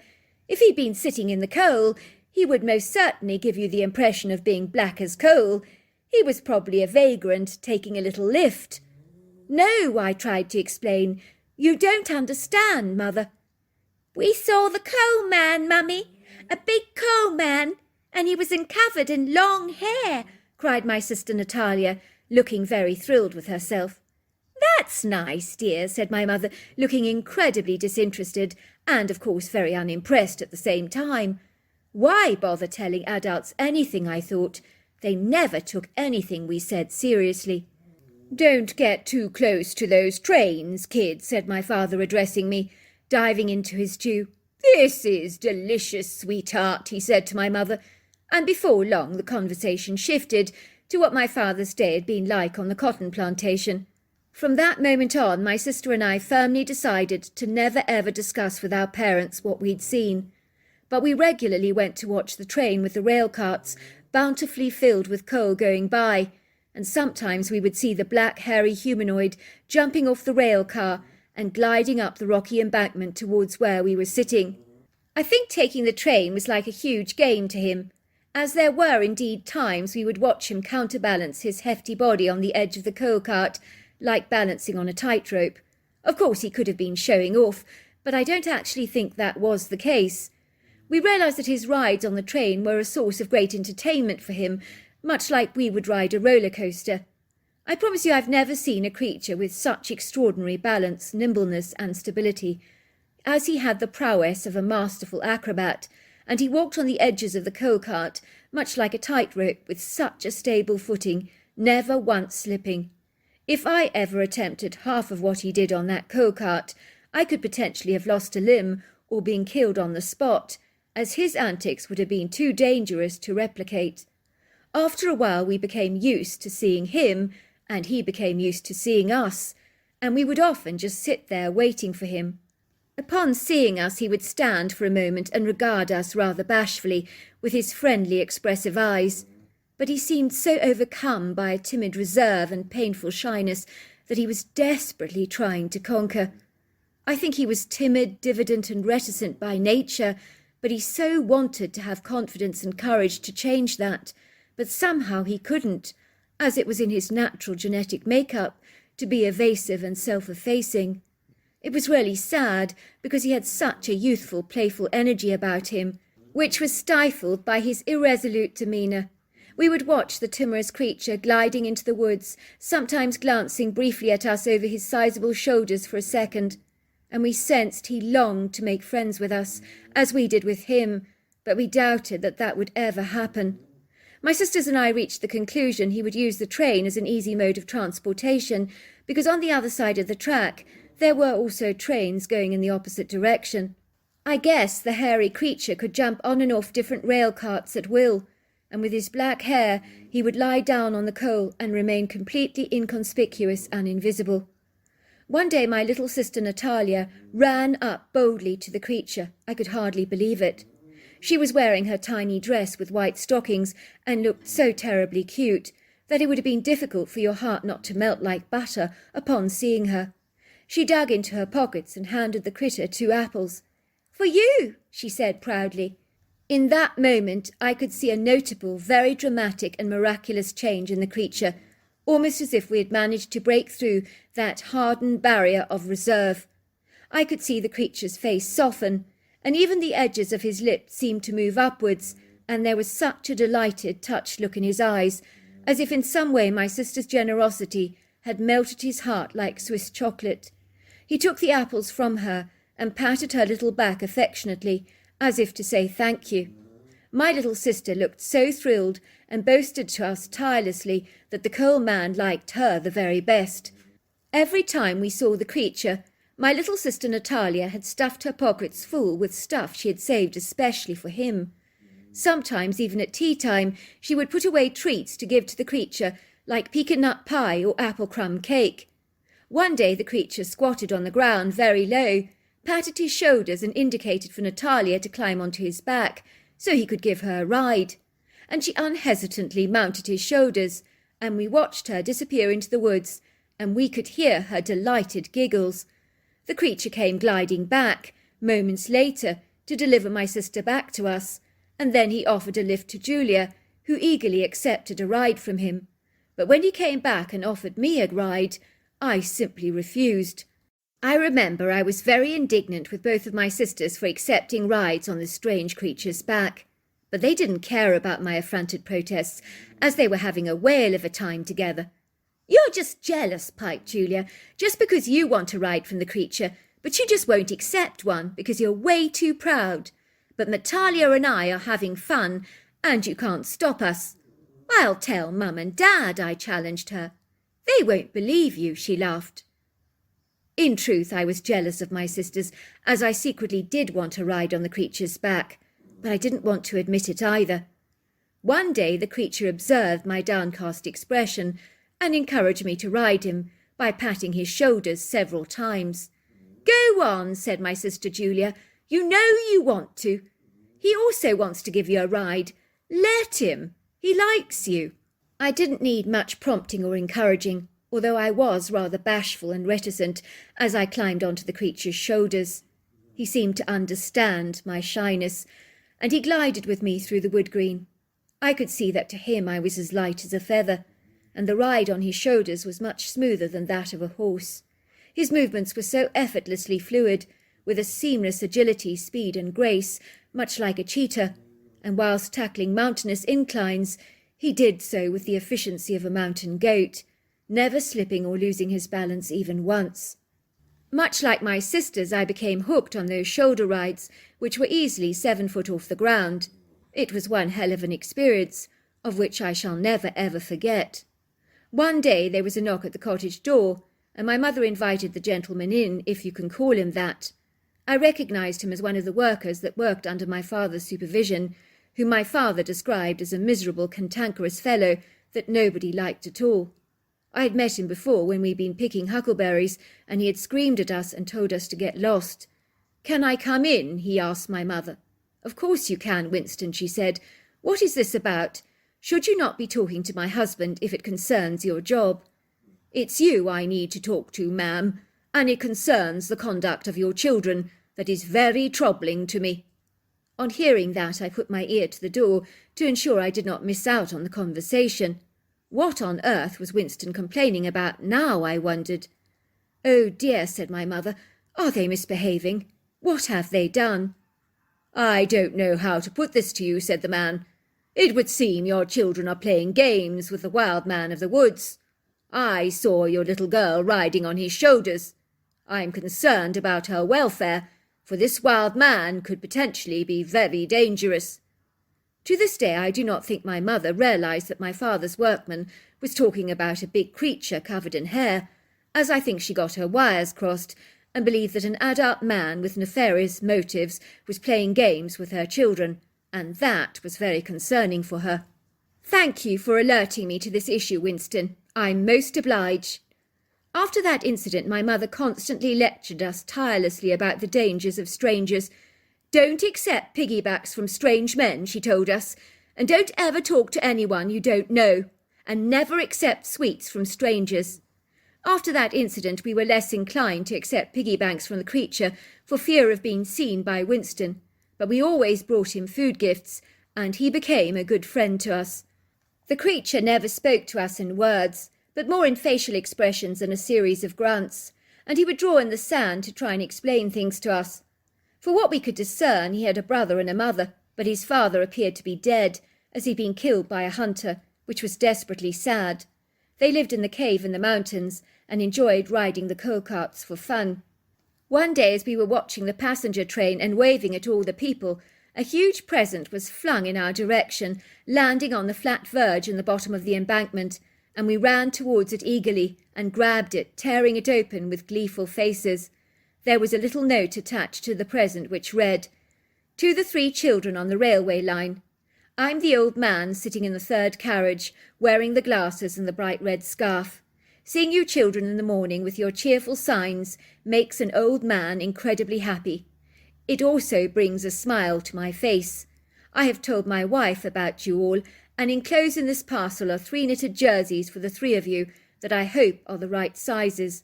My wife is very good with her hands. Much love, James Reedman."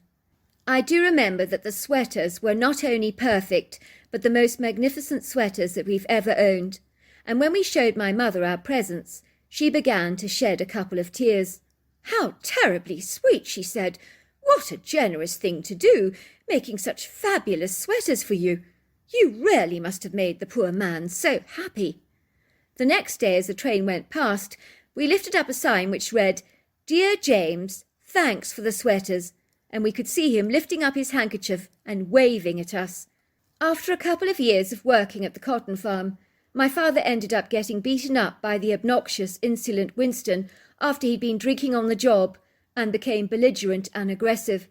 I remember he beat my father so hard that my father's face was all cut up and his eyes had turned black from bruising. From day one he'd always been giving my father a hard time and trying all kinds of duplicitous tricks in his sneaky attempts to get my father fired. He was bitterly resentful that he hadn't received the job as farm manager, as he had worked on the farm for 20 years and been very loyal to Mr. Fairweather. "I should be the manager," he had piped. "I've been here 20 years. I'm much more qualified for the job than you are." My father approached Mr. Fairweather to complain about what was going on at work and about Winston's conduct and how he was challenging him and had actually beaten him up on the job. "If you can't manage the team and keep the men under control, then maybe you should not be farm manager," Mr. Fairweather had said, whilst blowing the smoke from his pipe. At that, my father promptly tendered his resignation, which meant we were moving away, as my father did not want to remain working in a toxic environment, where he was not receiving respect from the workers. Luckily, my father did get an excellent replacement job on another farm, but we were very sad and aggrieved to leave the beautiful wooden cabin behind us, and, of course, the railway that we had grown to love so much, including, of course, the big creature, which we now know was Bigfoot.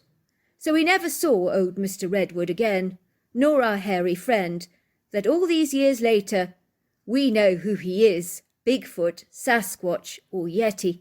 So there you are. That's my story. Before I tell you my story, let me introduce myself. My name is Bob, and I have lived in Colorado all of my life. One day I was invited to a barbecue-style open pool party at my friend Taylor's house, who was celebrating at the time his 21st birthday. I remember as I was helping myself to some delicious birthday cake, I accidentally dropped a little piece on this woman's red stiletto shoe.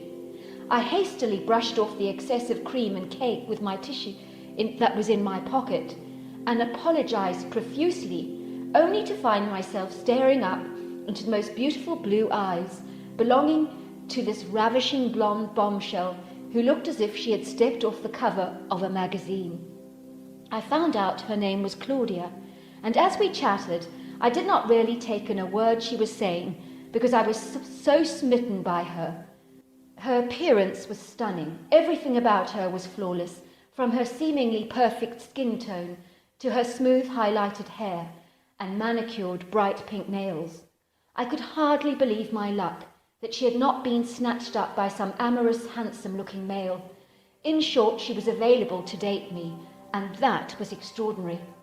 In my naivety and brazen immaturity, I did not realize that the outer cover does not always match the inside. Little did I realize that this would become horribly apparent to me in the days that were to follow, where I would inevitably regret the very day that I laid my eyes on the lovely Claudia. It all started when I suggested we both go camping, and believe it or not, Claudia seemed very excited about it.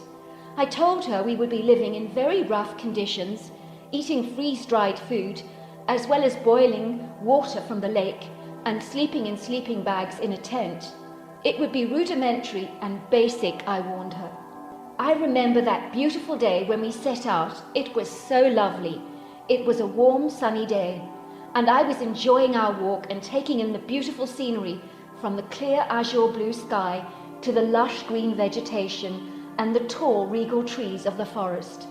We heard beautiful birdsong and watched cute little squirrels darting from tree to tree, and also saw the occasional chipmunk eyeing us with curiosity.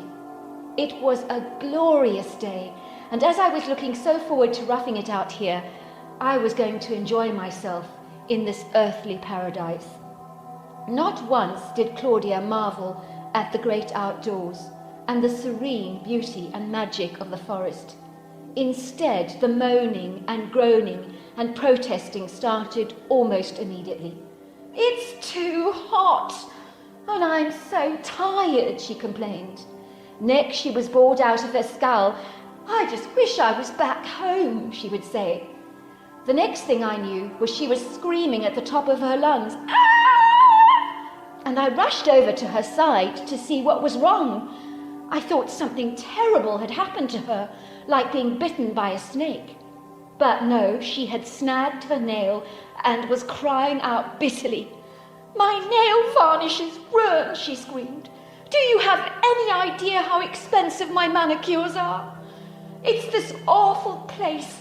I wish I'd never come. I hate it here." I went red with embarrassment as I saw a couple who were hiking past us, looking at us curiously. Why would anyone want to have a tantrum in a place as enchanting and serene as this, I wondered. What was wrong with this girl?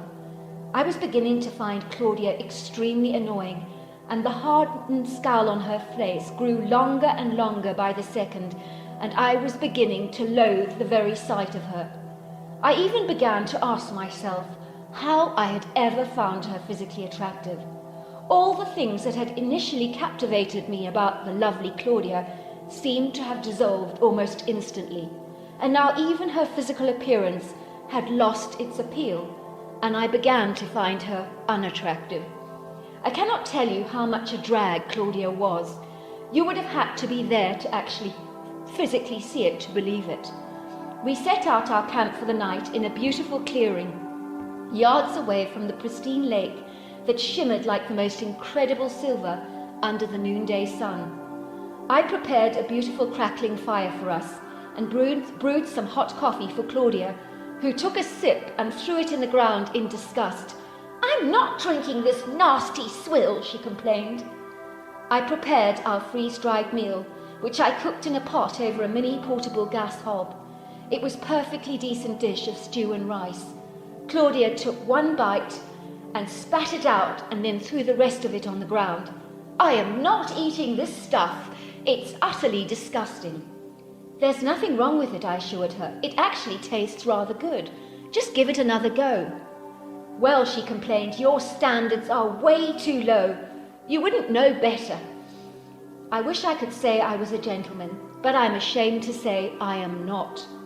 I just lost it with Claudia, I'm afraid, and I told her some hard-home truths.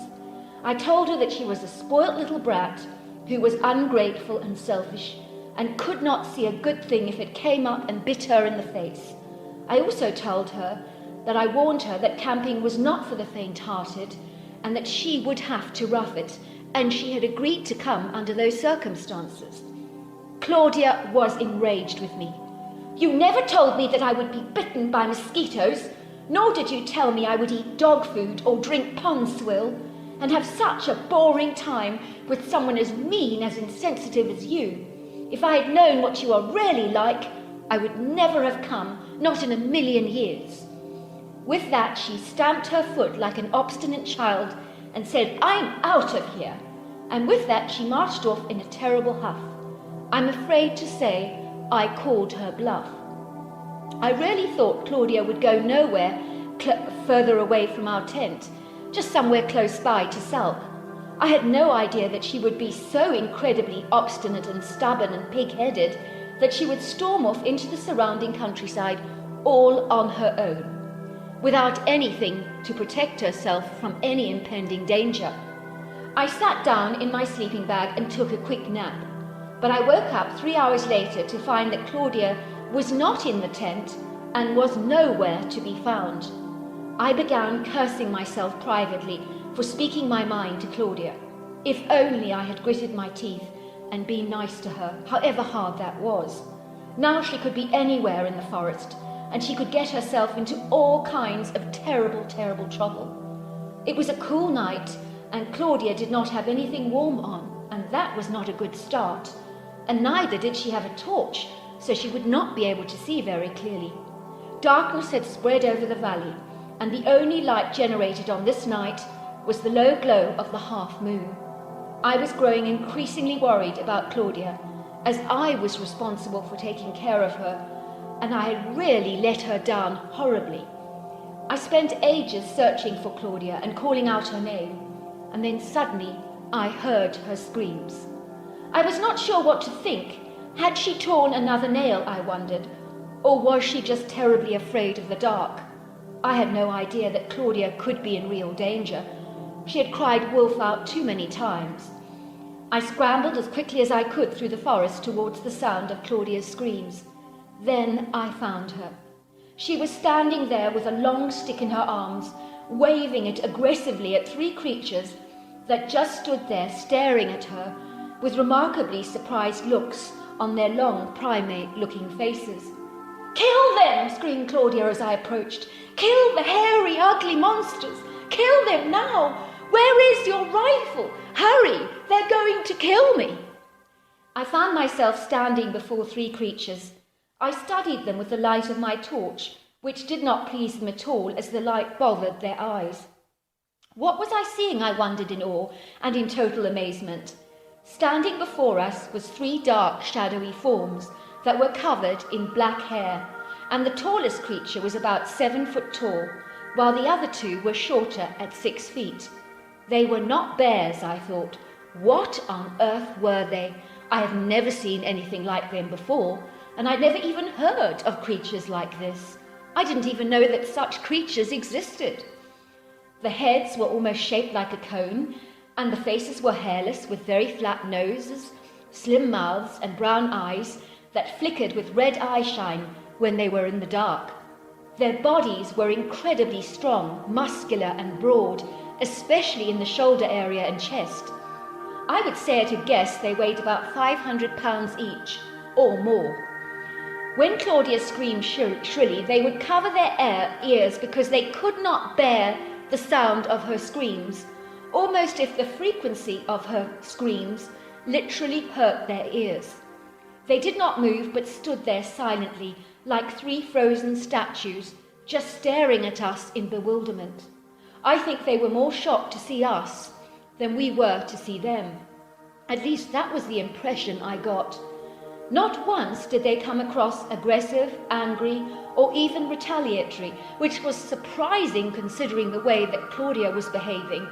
If I had been in their shoes, I would have been reactive. In this situation, the aggressor was obviously Claudia, who was waving the long stick at the creatures angrily and screaming non-stop like a banshee all the while. Suddenly one of the creatures reached out and grabbed the stick from Claudia's hands. He broke it into 1,000 pieces and threw it across the forest floor. The creatures then just grunted and started to walk away, and the others followed him, not looking back even once.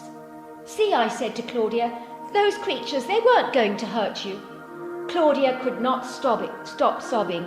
"They were going to kill me," she screamed.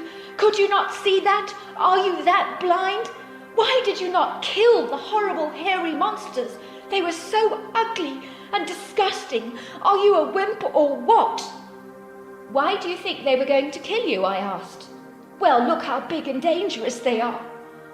There was no reasoning with Claudia, who claimed she had walked into a tree that turned out to be one of those creatures, and she was so terrified she grabbed a branch and started to threaten them. "Did they ever growl at you?" I asked, "or did they do anything to frighten you?"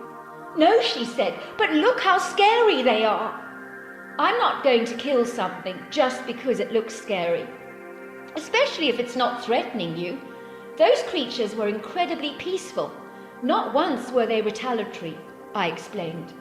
Claudia was not convinced and started to sulk because in her world she inhabits, everything is governed by appearance. I began to realize. In her shallow mind, something beautiful was good, and if it did not conform to her high expectations of beauty, then it just had to be bad. For her, there was no in-between. Everything was black or white. The next day, Claudia and I returned to Colorado. I did not want to spend another agonizing day with a woman. All these years later, I learnt that Claudia had been through 7 marriages and counting, and quite frankly, I wasn't surprised. It was 10 years that went by before I realized the creatures we saw that day were Bigfoots or Sasquatches. And I was really surprised to learn about other people's terrifying accounts. Mine was anything but.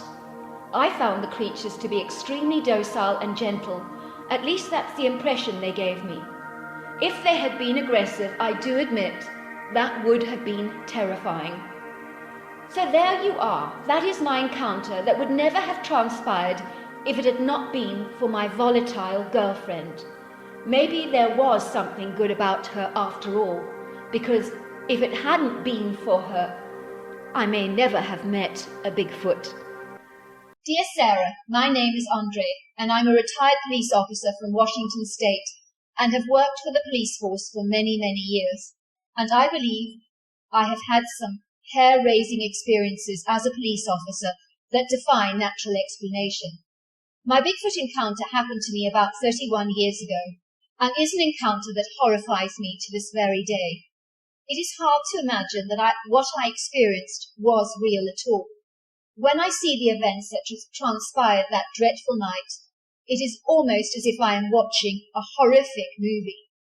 It is almost as if the person playing my role is detached from me, rather like I'm watching myself from outside of my body, if you know what I mean. I truly think this is my emotional way of dealing with the horrendous chaotic emotions that occurred to me that fateful night, that completely transformed and altered my perception of our reality and the physical world in which we reside. I would like to say that 31 years ago I had never heard of Bigfoot or Sasquatch or the hairy man. The very notion of this creature wandering around the forests of North America was something that I was clueless about. I had always been a huge skeptic all my life, so if you had told me that you had encountered a creature such as this, that really belongs in some horror movie, I would almost certainly believe that you were smoking something. I remember the night of my encounter as vividly today as I did all those years ago. It all started when I got a phone call from a lady who told me that her husband had gone in the woods to stake the area for a hunt, that he and his friend Michael were planning to go on the following week. He was looking for all the telltale signs of deer droppings and animal markings that invariably would tell him a good place for them to erect a makeshift deer stand for the purposes of a hunt. She told me that her husband had left her house at 3 p.m. that afternoon, and it was now 8:30 at night, and he hadn't yet returned. I did not sound the alarm sooner, she told me, because I thought he may have gone off and had drinks with one of his friends. I'm used to him doing that a lot, you see. My husband is extremely social and outgoing, and it doesn't take much to persuade him to join you for a drink. When he did not return home, she continued, I felt that something was very wrong in my gut, and so I phoned up everyone that he socializes with, and no one had seen sight or sound of him. The woman was clearly distraught and sobbing over the phone. She told me that she rarely believed something quite terrible had happened to her husband. She felt it in her gut, and she just knew it. Well, that's what she told me. I assured the woman that she should calm down because there were more likely plausible explanations for his disappearance. I had seen it numerous times before when someone was reported missing at the station. More often than not, it was usually some level of miscommunication that had occurred, and invariably the missing person was usually found safe and sound a little later. I was also certain this was the case in this situation, but I knew that I needed to humour the woman by doing a search of the forest and going through all the right police protocols as an officer. The navy blue door of the contemporary modern-style home was opened by a woman of about 30 years old. I could see the area around her eyes was bright pink and puffy, which told me that she'd been crying a lot, and I did feel terribly sorry for her. I'm glad you're here, officer, she said. Just call me Ralph, I said. Oh, well, I'm Lisa, said the woman, shaking my hand warmly. I'm very concerned, officer, she said. This is not Simon at all, to be out so long without even calling me. Well, I said, I'll go and investigate the woods. Where did you say they were?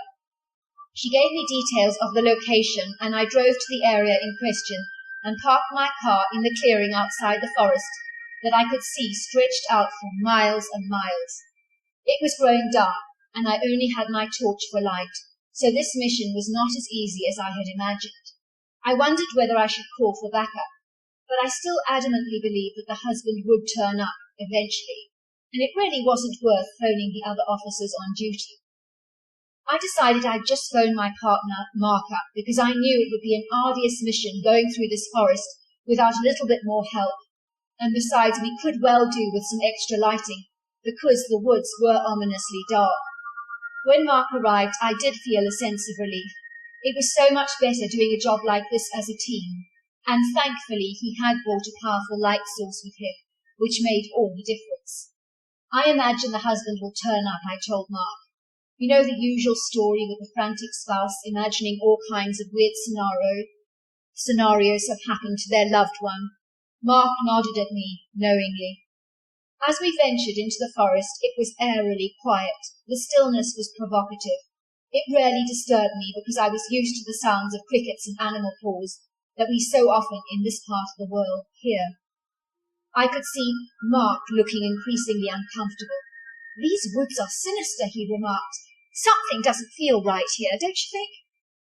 I was glad that Mark was feeling it too. Clearly I was not imagining things.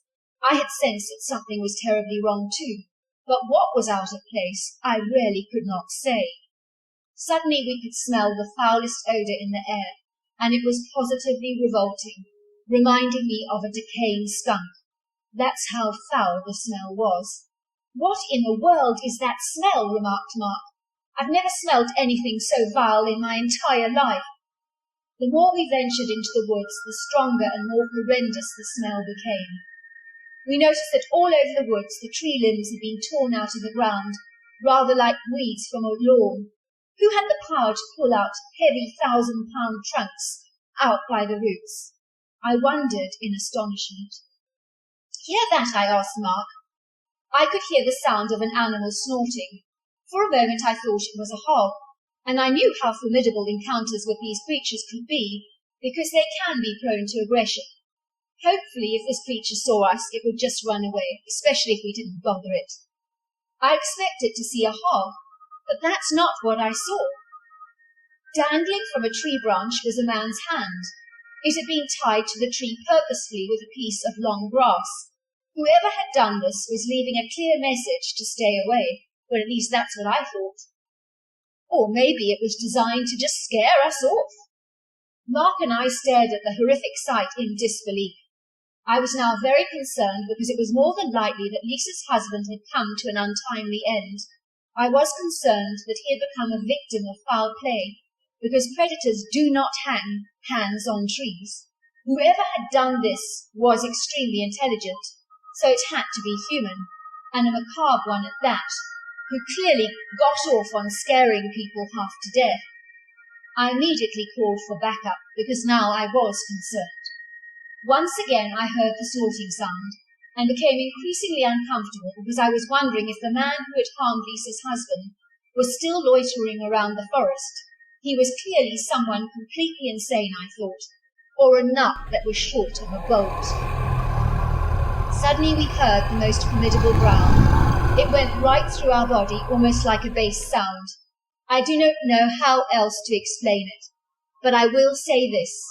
It put a feeling of impending dread throughout my entire being. I knew with certainty that the sound was not of human origin.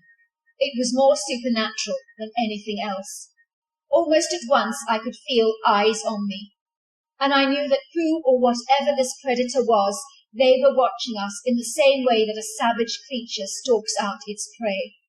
I was praying in my heart, please God, make the backup team come now. Please God, make the backup team come now. Please God, please. Mark and I held our rifles in our hands as we surveyed our surroundings, carefully looking for any sign of movement, so that we could unload our rifles into the surrounding thicket. Suddenly we could see this dark form gliding towards us with such stealth and grace, almost like a great, magnificent cat in pursuit of its prey. Whatever it was looked almost like an apparition in the ominous darkness of the forest.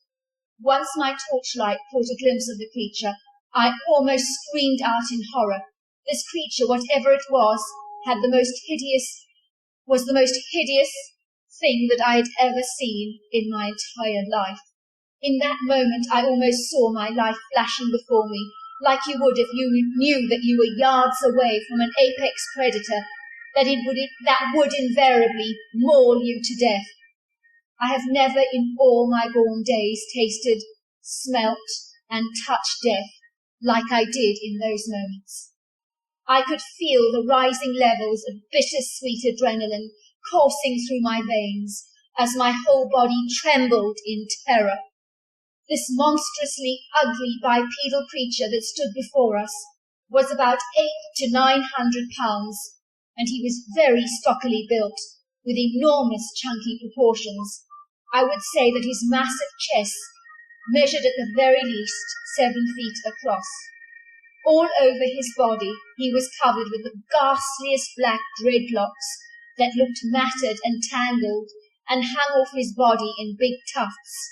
His shoulder was very large and supported a bullet-like head with no neck to speak of. He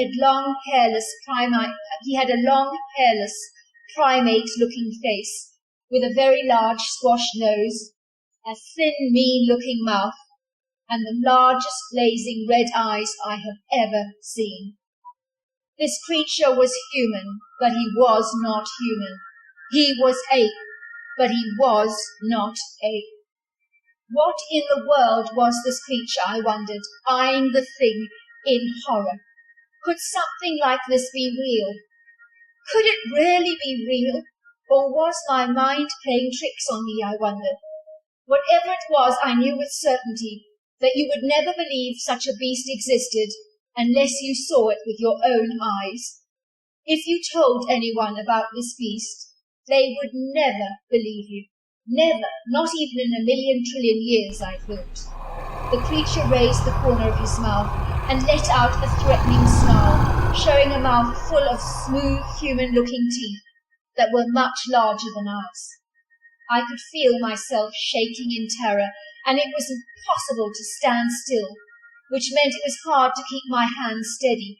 So I kept my rifle focused on this creature. Should I pull the trigger, I wondered. I was afraid that my rifle was no match for this beast.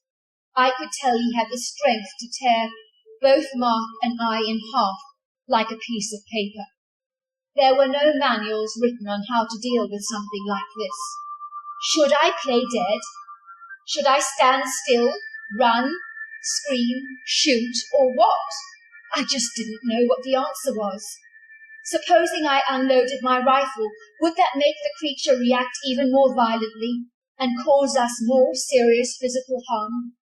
Somehow I felt that shooting at this thing would be madness, because the creature looked like he was impulsive, reactive, and very unpredictable.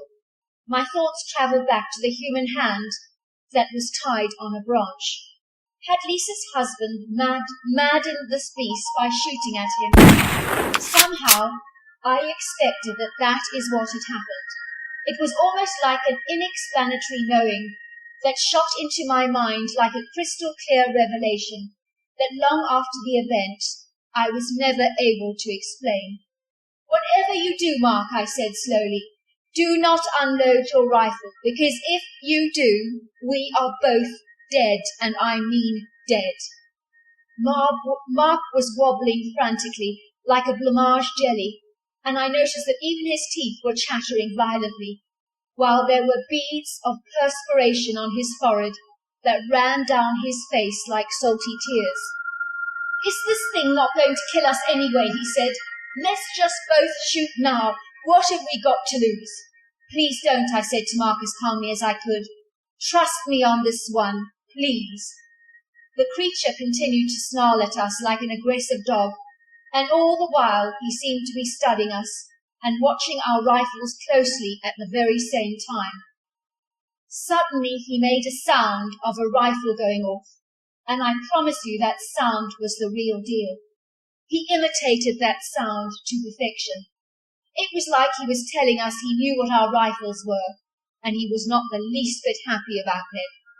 He repeated the same sounds, imitating a rifle going off, and pointed his sausage-like fingers at us as if he was mimicking the action of a rifle.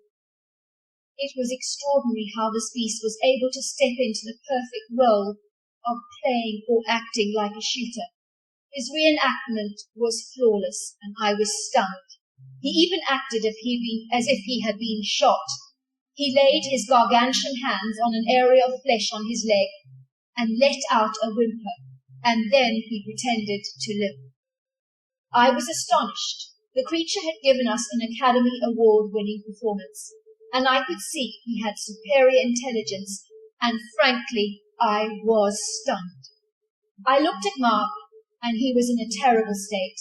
I realized he was shaking more violently than I was, with undisputed terror, and he had no control over his rifle that wobbled precariously in his hands. Suddenly I told Mark to put his rifle on the ground so that the creature could clearly see it as an act of surrender. Mark obeyed my instructions while protesting all the while. "Are you stark raving mad?" he said. I also put down my rifle, and the creature visibly relaxed. I saw the crinkles on his deep furrowed forehead dissolve and disappear as his grey skin suddenly smoothed out. He then took both our rifles from the ground and tossed them down a steep incline into the valley below. Suddenly the creature almost looked bored with us, as if we were a couple of toddlers who had got on his nerves, and he'd had just about enough, and more than he could take. The creature suddenly yawned, looked extremely disinterested in us, and then, like an agile pussy cat, he literally jumped down the steep incline to the valley below, where our guns had landed. Perfectly on his 2 feet he landed, and then he was gone, sounding as heavy and as loud as a steam train on full throttle, thundering through the valley. Then he was gone from our sight and sound.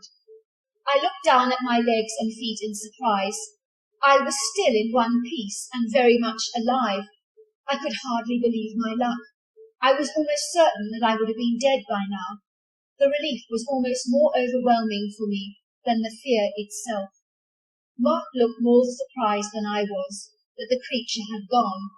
This grown, brave man started to whimper and blubber like a puppy, and he burst into uncontrollable tears. I comforted him like a mother calming down a frantic child. It's going to be all right, I promised. The creature has gone, and I have a good feeling that he's not coming back. We both bored him half to death, and I think he wants nothing to do with us. It seemed like a while before the backup team of police officers did finally arrive. I was not going to tell them what had just transpired. I knew for a start they would never believe us. And so Mark and I just acted as if we had seen absolutely nothing. We heard the creature, I told them, but are clueless as to what it could have been, and Mark backed up my story. I climbed down the steep valley to retrieve our rifles from the valley floor, and was stunned by how the creature had leaped down the incline so effortlessly. If I had copied the creature, I would almost certainly have broken both my ankles, and maybe a few other bones as well. The police retrieved the hand they found tied to the branch. I think they thought I tied it there for safekeeping. That's the impression I gave him. I told them I didn't have any string. I was not about to tell them the truth. Sadly, the body that belonged to the missing hand was never found, but presumed deceased. There were tons of rifle bullets littered and scattered all over the forest, and I knew why Lisa's husband had met an untimely end. He had gone ballistic and firing at that creature. I imagine the creature was furious at being shot at, knew what the rifle meant, and as a result he just launched a deadly attack on Lisa's husband. But what he did with the body was a mystery, because it was completely gone, and no sign of those human bones were ever recovered. I was the one who had to tell Lisa the sad news of her husband's demise, and I will tell you this, she was extremely brave and stoic. I was amazed, and I was impressed how she handled such a crushing revelation. She looked at me and said, I always felt that he would go like this. I just somehow always knew it, but I never knew why. I looked at her and said, You mean like this clear, unexplainable knowing? She nodded. I knew what she meant, because I had just had that revelation in the forest earlier. So there you are. That is my story. Well, hello there. I hope you enjoyed the Omnibus edition. We've got many more coming our way for you to listen to. Sending you love wherever you are in the world, in North America, Canada, Kenya, wherever you may be. I send you lots and lots of love. Thank you for listening to my Omnibus, and I really do hope you enjoyed it, because that's the whole idea about it, is to give you some interesting stories to listen to. So until next time, goodbye and good night.